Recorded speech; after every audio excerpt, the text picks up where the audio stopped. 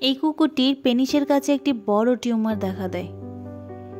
আমাদের গ্রুপ সদস্য বাপ্পাদিত্য সাহা কুকুরটির এই কন্ডিশন দেখে ওকে রেস্কিউ করে নিয়ে আসে এবং তারপর ওর অপারেশন করা হয়।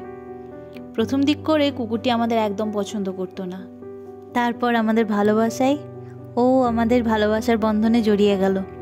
তারপর থেকে এত শান্তভাবে ও ড্রেসিং নিত, আমরা অবাক হয়ে যেতাম।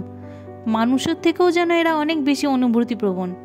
ওরাও বুঝতে পারে ভালোবাসা, ওরাও যত্ন বুঝতে পারে, শুধু মানুষই হয়তো বুঝতে পারে না। এই কদিনে টানা ও ট্রিটমেন্ট করতে গিয়ে, ও ড্রেসিং করতে গিয়ে ওকে এমনভাবে আমরা ভালোবেসে ফেলেছিলাম, আমরা ওকে রিলিজ করার আগে সত্যি বলতে কেঁদে ফেলেছিলাম। কিন্তু কি করব, আমাদেরও তো ক্ষমতা সীমিত, সবাইকে তো আর রাখতে পারবো না আমরা। তাই ও সম্পূর্ণ সুস্থ হয়ে যাওয়ার পর ওকে ওর জায়গাতে রিলিজ করে এলাম আমরা।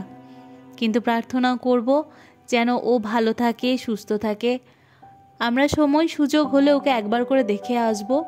ওখানকার স্থানীয় কিছু মানুষ আছেন যারা ওকে খাবার দেবে, তাই খাবার ব্যাপারটাতে অতটা চিন্তার কিছু নেই। একটাই প্রার্থনা, ও যেন ভালো থাকে, সুস্থ থাকে, আর আমাদের যেন মনে রাখে একটার সময় ওকে আমরা ভালোবেসেছিলাম, আদর করেছিলাম, যত্ন করেছিলাম। সেই ভালোবাসা দিয়েই যেন আমাদেরকে মনে রাখে। প্রার্থনা করবেন আমরা এইভাবেই যেন অসহায় অবলাগুলির সাহায্য করতে পারি আপনাদের সাহায্য নিয়ে।